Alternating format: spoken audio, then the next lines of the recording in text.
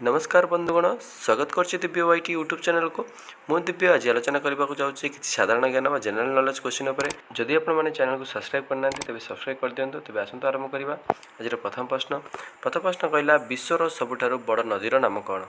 प्रश्न टी आउथरे कही रखुच्छी विश्वर सबुठारु बड़ नदीर नाम कौन। ऑप्शन देछि महानदी, गंगा नदी, कृष्ण नदी, आमाजन नदी।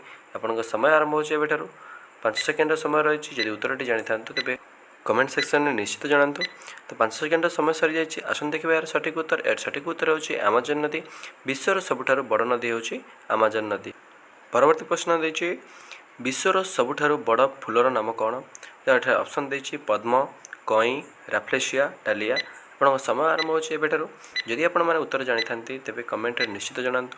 तो आसन देखिए यार सठिक उत्तर। सठिक उत्तर होची राफ्लेसिया। विश्वर सबुठारु बड़ फूलर नाम होची राफ्लेसिया। परवर्ती क्वेश्चन कहला इनक्लाब जिंदाबाद स्लोगान किए देथिले। प्रश्न टी आउथरे कहि रखुछि इनक्लाब जिंदाबाद स्लोगान किए देथिले। तो एटा ऑप्शन देछि सुभाष बोस, भगत सिंह, महात्मा गांधी, उधम सिंह। समय आरंभ होछि एबेठारु। जदि उत्तरटी जଣା थाए तबे कमेंट सेक्शन में निश्चित जଣାतु। तो 5 सेकेंड समय वर्तमान सरी जाइए। आसन देखिए सठिक उत्तर। सठिक उत्तर होछि भगत सिंह।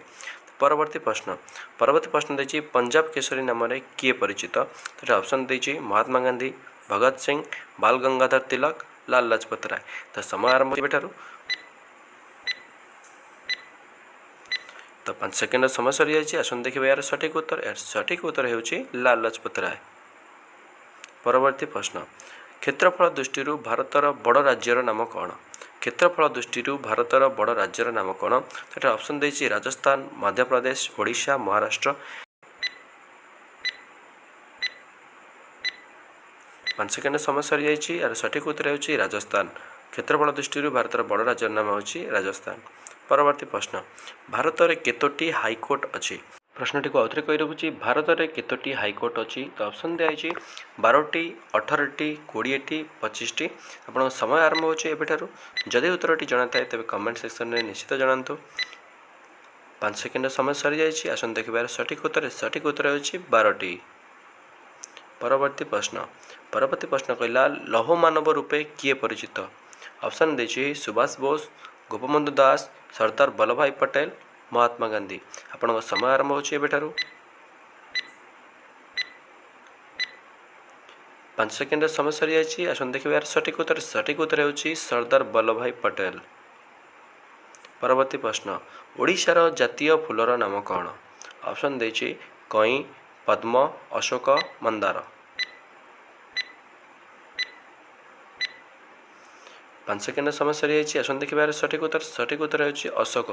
ओडिशार जातीय फूलर नाम होछि अशोक फूल। परवर्ती प्रश्न तिरंगा पताकार थिबा अशोक चक्र रे केतोटी अर अछि। तिरंगा पताकार थिबा अशोक चक्र रे केतोटी अर अछि। तो ऑप्शन देछि 14टी, 24टी, 20टी, 25टी।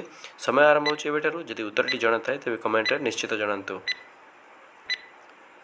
5 सेकेंड समय सरी जाइए। आसन देखिए सठिक उत्तर। सठिक उत्तर होछि 24टी। परवर्ती प्रश्न देछि संस्कृत भाषार जनक किए। संस्कृत भाषार जनक किए।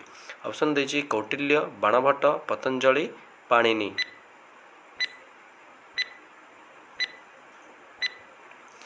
5 सेकेंड समय सरी जाइए। आसन देखिए सठिक उत्तर। सठिक उत्तर होछि पाणिनि। संस्कृत भाषार जनक पाणिनि अटंती। तो परवर्ती प्रश्न देछि पूर्व काल रे केउ पत्र रे लेखा जाउतला। पूर्व काल रे केउ पत्र रे लेखा जाउतला। एटा ऑप्शन देछि बरपत्र, ओस्तपत्र, तालपत्र, नड़िया पत्र।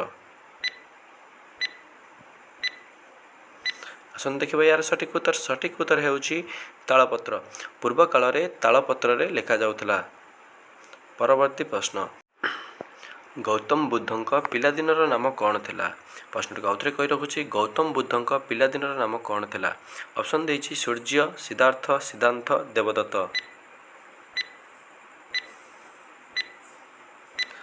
आपण मनकर 5 सेकेंड समय सरी जाइए। आसन देखिए सठिक उत्तर। सठिक उत्तर होछि सिद्धार्थ। गौतम बुद्धंक पिलादिनर नाम सिद्धार्थ थिला। आज अध्याय को ये समाप्त करवा। आशा करुँ भिडियोटी आपको भल लगी। जदि भिडियोटी आपको भल लगी था तेज लाइक करूँ, कमेंट करूँ और तले दि जाइए लाल कलर सब्सक्राइब बटन को क्लिक कर सब्सक्राइब कर दिंतु और बेल नोटिफिकेशन को ऑल सेट कर दिंतु। धन्यवाद।